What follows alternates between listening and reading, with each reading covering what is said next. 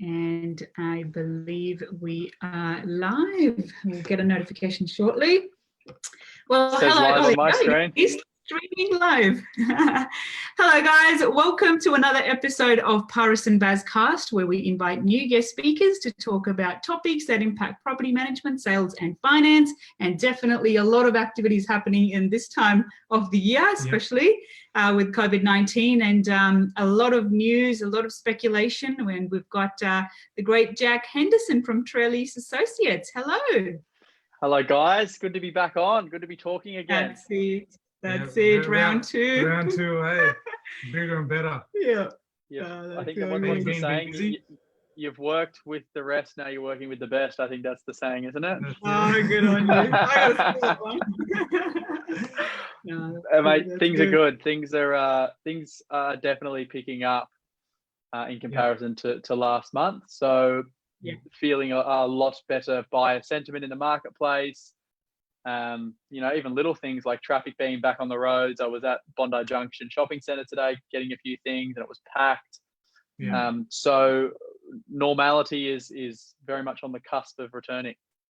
Yeah, definitely. We're in the office today, and I think probably half the building was full today as well, which was good to see after a number of weeks, which is good news.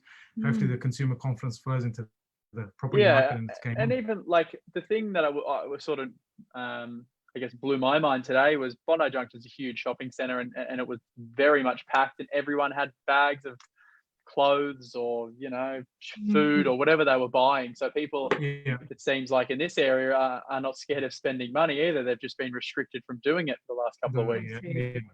And what we have noticed is people want to come out. They're just being a little bit conservative. And hopefully, in the next couple of weeks, they do come out of the shell. And I think the government has done a fantastic job trying to sort of, the scare tactics of what potentially could happen, and saying, potential deaths and whatnot. It's definitely a lot less than what was expected. But having that psychological effect of the worst case scenario has affected consumers to sort of be cautious and contain it, and fingers crossed there isn't that second. Everyone does the right thing, and social distancing. I think everyone should be fine. Exactly. I mean, I was looking at the statistics the other day. We've got the highest recovery rate in the world, and we've got the lowest infection rate in the world. So where else would you rather live? That's and I think something that will come to fruition once the world goes back to being as normal as possible is the rest of the world, which is really struggling right now. I see places like China, the US, the Emirates, a lot of the Asian countries. Australia was a place they wanted to live a lot before this, and it's going to be a place they want to live even more so after this, because they realize how good of a government we have, how good of support we have, how good of lifestyle facilities you have. Like, why would you not want to live here and spend your money here? Definitely. Just with the peace of mind and the comfort. And there's a big marketing campaign that there was, the news were announcing that's underway to promote Australia once the borders do reopen, because people prefer that. I mean, this the security that you can get of life. And that should have a direct impact on the property market if more people want to live here. Hopefully outstrips the supply. I think so. Time will definitely tell. So the topic of discussion today, as everyone has heard, there's a whole, there's negative press about the property prices falling as much as 30%. And a lot of these speculation has come from credible sources, especially the likes of the major banks. So it makes, the consumers believe that it will be true. But obviously from your insights and from what we have seen on the ground and sort of analyzing what the trends have been, I think we can definitely have a counter argument for that of why it is unlikely to fall as much as 30%. So starting on that topic, what are your thoughts? What do you think? What is, what are the reasons why it is unlikely? Yeah, I find those things fascinating. Everyone's got a different take on it, and everyone writes a different article. And at the end of the day, all they're trying to do is attract attention. Attention is a commodity in today's day and age, and the more people that look at something, the better. So having appealing headlines like 30% drops is just something that's going to get people's attention, and it has. At the end of the day, there's a lot of people talking about it, and it's created a lot of fear. Sells more newspapers. Exactly right. And the thing is, you need to look into, firstly, who wrote the article, or who's put the speculation out there. What's their vested interest? Because people generally write these things and do these things because they want to sway you to go another direction. And you need to actually read into the whole article, or read into the whole story, because a lot of the time it'll get written once, and then another news article or a media firm will grab 3 sentences from it. That's right. And then go and create a whole new article out of it, which is, it's just blows my mind. And it seems like that is what has happened. It has been sort of taken out of context, especially because when you do look at the original statement made by CBA, the prediction is that should unemployment go into double digits, we anticipate the market to drop up to 30%. And obviously they've done their numbers. But again, as you mentioned, what is their reasoning behind saying that? And one of the things that you were saying is that, why would the bank say that? Obviously. See, but what we're seeing, obviously, they're looking from a peak to trough, the worst case situation. But in terms of finance, the rates are the cheapest on the market we've seen in a very long time. So we have been so busy with finance in the last 2-3 months. It's unbelievable. So I think people will come out of this shell in the next couple of months, and the movements are happening. In terms of the property market at the moment and why they would make such a statement, it's hard to gauge at the moment what their interest is to make such statements. But I think they're just putting it out there that this could be the worst case situation. But we don't see that happening. What we're seeing. The thing that again blows my mind is all of these predictions are just that, predictions. So to make a prediction, you have to measure different metrics and go, if X hits this level, if Y hits this level, if Z hits this level, this could happen. Now, if one of those things is wrong, or one of those things doesn't come to fruition, it doesn't happen. That's right. So, and that's for negative things and positive things. When people say that the market's going to go up 60% or 30% or whatever the papers do, I take it with a grain of salt as well, because the market will determine what the market does. And then categorizing the whole of the market is wrong to do, because I can tell you right now, in the eastern suburbs of Sydney, or the lower North Shore, or the inner west, prices have not come off like that. Like, there's less buyer activity, sure. There's less buyer activity. That's a given. And there was a few weeks there where a lot of people were uncertain. There was a lot of deals falling over. But these markets are of very high demand. They're of very low supply. And even more so low supply now, because no one's selling, because no one has to. I think there will be, if anything, a little bit of a mini boom in prices if stock doesn't pick up, because there's a lot of buyers who did not buy pre-coronavirus. Like, there was a lot of buyers in the marketplace, hence the reason we had such the increase in prices post-election. And all of those buyers are still there. Like, if we're talking about people who have been genuinely affected by not having a job or not having an income, it's a very small percentage of the whole population. Sure, the numbers look big with how many people have claimed the job seeker and all that shit, but that's people taking advantage of the system at the end of the day. So if people's situation hasn't been affected and they start to see things picking up, the media is going to start turning their story now and saying, now's a great time to buy, and cafes are opening back up, and restaurants, and the world's going back to normal. All of those buyers are going to jump back into the marketplace. There's going to be no stock. And what happens when there's no stock and a lot of buyers? The prices increase. And look, every market's going to perform differently, but from the markets I work in and I look at very closely, we're already starting to see it now.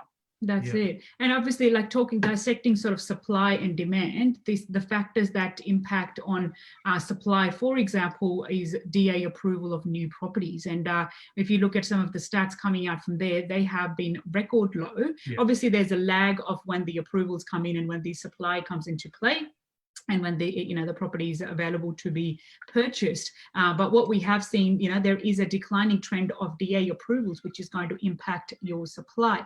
Obviously, on the other end, there's, conversation about the net migration, and the fact that there's not enough people coming in interstate or overseas. But one of the other stats that we've seen is that although the population has grown historically, and I've got some charts that I'm happy to share as well, the consumption level of properties, or purchasing properties for those that are moving from overseas, hasn't been that high either. So yes, at the moment supply is low, but again, those that, as you mentioned, the demand is going to pick up, and it's very unlikely to drop by 30%. It's a $7 trillion industry to lose 30% of that is absolutely phenomenal. And on the back of that, the government's come back with a lot of initiatives. They've got the $50,000 for the building, the stamp duty concession they're talking about. So there's a number of stimulus packages available out there as well. So if you look at it, the property industry being as the investments as being part of the overall GDP, I don't think that the government will allow it to go down that far, and that's why there is the conversations. Yes, it is in the pipeline with the Property Council of Australia implementing or proposing the 50K incentive for the new purchases and the changes to stamp duty. So there is going to be things that the government is going to introduce to offset that and not make it such a massive loss. Yeah, like that's something I'm hearing a lot about a lot of these fortune tellers at the moment is, we're going to wait until September until JobKeeper runs out, and we're going to wait for all these people who are forced to sell. And it just, I don't know what it is with human beings, but everyone wants to see negative things happen. Everyone does. And to be honest, these fortune tellers are trying to predict this massive price drop. When let's just say hypothetically it does happen, they still won't buy because there'll be more. Because it's going to drop 50% or 60%. So these people are never going to buy, and they're always going to be pessimistic, and they're always going to be negative, and they're never going to do anything with their life because they always look for the negative in things. So they can go and do whatever they want to do. For me, the way I look at it is the government, as soon as this happened, straight onto it. Let's help employers out. Let's help employees out. Let's help renters out. What makes people think that in 6 months' time, when this all runs out, they're just going to go, righto, guys, we've helped for 6 months. Let's just let the world create. It's not going to happen. They're not going to let Australia collapse. The banks are not going to go under mass, liquidation. And they're looking at every customer case by case, or even with mortgage freezing repayments and whatnot. So it's not a quick cutter approach. Exactly. So, but people will always try and find the negative and the excuse in things to not do something or wait, or it's just the same. Just pre-election was another example of this. Labor's going to get in. We're going to scrap negative gearing, and the world's going to fall apart. Like, it's constant. It's happened for the last 30 or 50 or 100 years, and it's going to keep happening. After coronavirus happens, there'll be, we've got massive debt issues. The world's full of debt. Who's going to pay this back? There's going to be a recession that lasts 50 years. It's not going to stop. It's constant. And the people who buy into it, unfortunately, are going to live very average lives and very conservative lives. So it's very hard to pick the bottom of the market. When you pick the bottom, you're not going to pick the bottom. There's no such thing. Exactly. The bottom of the market doesn't exist. It's not a real thing. If you want to pick the bottom of the market, as in for the last 3 months, it's gone. The bottom of the market was 3 weeks ago, 4 weeks ago. Exactly. It's in hindsight. Now auctions and opens are back. There's more buyers in the marketplace. So I guarantee you could have bought a property 4 weeks ago cheaper than you can buy one right now. So you missed the bottom. That's the bottom. So, and then we're predicting another bottom in September. And then another bottom. It's just blows my mind. It doesn't make sense. The advice that we give is that when you've got to buy, don't buy based on today's headlines. You're buying based on your strategy, whether it is purchasing a family home or whether it's an investment property. You've got to outline what exactly your situation is, instead of just relying especially on if external. And especially if you're buying your family home, it's a long-term game anyway. So it's not, if you're not flipping it, it doesn't even make sense. And the funny thing is Australians are probably one of the only, I guess, cultures or economies in the world that look at property as an investment. Like, everyone who buys a property, whether it be a family home or whether it be an investment property, they buy it to make money. No one buys a property and goes, I'm just paying for this for accommodation. Okay, and you guys probably know this better than me. I was actually speaking with a client of Indian descent 2 weeks ago, and he was actually educating me around this. He said, where I come from, people buy property because they need somewhere to live. That's why they buy property. And at the end of the day, that's the only reason you should buy a property, because you need somewhere to live. In Australia, we treat it so differently. It's an investment. And that's exactly. Even owner people buy it and go, I've got my superannuation, but at the end of the day, I'm buying this property now for $500,000. If it's worth $1 million when I retire, there's my nest egg there. No one else in the world looks at it like that. That's why these headlines do so well, because everyone has such a vested interest in the property market. So everyone's, it's your retirement, it's your investment, it's your castle, it's your home. Like, we have so many different emotions, and the media headlines work because whether you're 21 years old or whether you're 65 years old, you have a vested interest in paying attention to what happens with the property market. Exactly. I was reading an article, I can't remember the exact percentages, but the amount of wealth tied up in property in Australia is unbelievable. And whenever you go to restaurants, bars or parties, the whole topic is always about properties that are up or down. We're very property proud in Australia. We love our homes, we love our gardening, we love living by the beach. Like everything to do in Australia is real estate. So that's why it works so well with these headlines. Great Aussie owning a block. Exactly. But if you look at history as a good indicator of future performance of the market as a whole, let's just look at the whole market. Regardless if we have negative immigration or positive immigration, or whatever happens, property prices will increase. Yeah. The areas that are in demand right now are only going to be in more demand in the future. Like there's always going to be someone buying and selling. There's always going to be someone who wants to upgrade into the next class of home, closer to the city, closer to the beach, and that's not going to change. That's right. I think sure you have to be a little bit more intelligent and be more calculated when you are making these decisions. But at the end of the day, whether you buy right now at a 10% price drop to February, or you buy in 6 months' time with a 20%, or you buy in 18 months' time and it's 15% more, it doesn't matter. We're talking about small amounts of money in the grand scheme of things. That's right. right. in the transaction, exactly. 100%. I'm going to, and anyone that's watching live, feel free to ask any questions. We're happy to answer them while you are watching. I can see a few. Hello to everyone that is coming on. I'm going to share my screen. I'm going to show you some of the graphs that I've seen that when I've done a bit of research, as you can see here. So this is historically what has happened, and all of the major so to speak, slumps that have happened in the market. And as you can see, like global financial crisis, .com bubble, Asian financial crisis, and so on, maximum that it has gone down is less than 10%. So, if history is going to repeat itself, and obviously it's showing a little bit of an upturn here since, the 2017 started to go down again. So it's, that's one other reason that a 30% decline is very unlikely to happen just like that. Here's a few other things that I've seen. So for example, this is the latest as of April. Despite all the negative doom gloom and the fact that for 6 weeks we weren't able to host open homes, the month of April saw a growth of 0.4%. Then you go to see the building approvals, which we were talking about, is how they're coming down. What else have I got here? The cash rates, and so, and even this is the other bit here where the population is increasing, the DA approval, building approvals is decreasing, but the consumption based on those that, if you are relying on net migration from overseas, it's not really impacting the property consumption at that stage. Yeah, it's such a small percentage of the overall picture.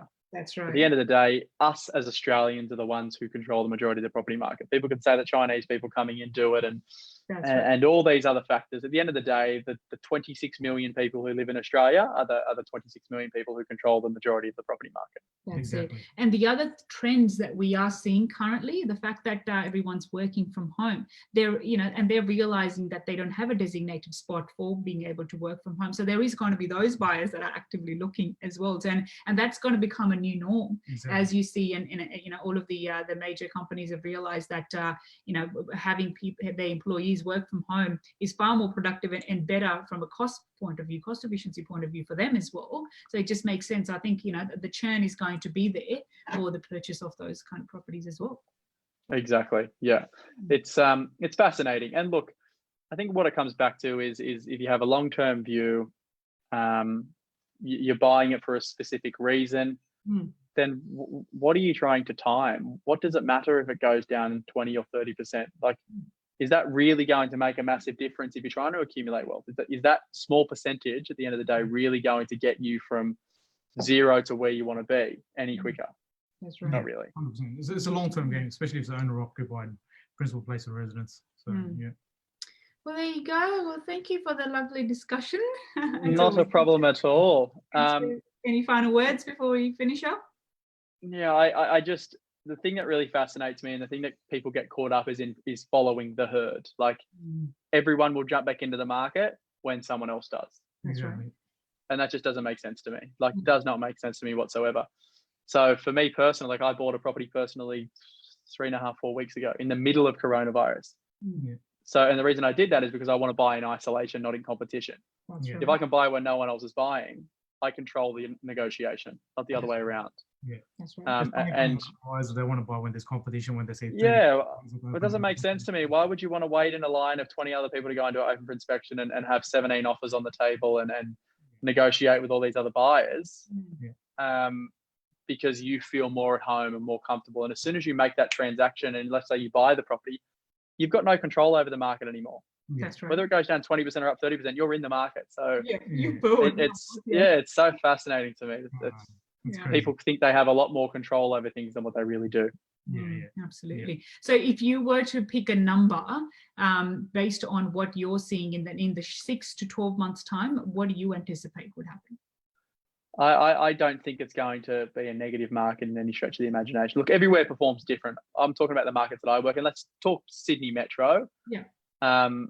There's not going to be this 30% drop. Not a chance in the world. And if things don't get worse in terms of there's not a second outbreak and we don't go into lockdown again, and the world goes back to normality, or Australia goes back to normality, I think there'll be an inclining market, if anything. Because there's going to be a lot of people that are going to go, oh, we're waiting, September comes, job seekers, now stopped, and there's a lot of business going to be struggling. And if that doesn't come to fruition, they're going to go, oh shit, I was wrong. Now I've got to jump back in, and everyone's going to do the same thing. I'm not going to wait around forever. I need to buy. Exactly. There's so many buys out there. Like we had a bumper start to the year, and like back end of last year, and like it was all guns blazing. It's still the same now. Like a property sold on Saturday in Clovelly here. Guide was 2.5, and 2.5 was an ambitious price. Sold for 2.7. We're seeing like 30, 40, 50 people through and open for inspection in the east, like for good properties. So I can't see that slowing down anytime soon. I think it's game on. Perfect. There you go. So anything else that you want to add from your finance point of view? Is there anything that you're seeing? Well, that's the major the financing we've been under the pump. I think just people have more time on their hands at the moment, working from home, getting documents together. So people are looking at refinance strategies, ripping equity out, buying another investment property. So finance, we're under the pump. So which I think will have a positive effect on the property market. For sure. Short to medium term. Such a low interest rate. Yeah, and it's basically the cheapest in history. The rates were getting low 2%, so it's unbelievable. So it'd be crazy, not to borrow money at this stage. It's going to be a very big second half of 2020, I believe. Yeah, I think that'll be. So we better brace ourselves. Guys, thank you very much for having me on. We'll see you next time. See ya. Take care.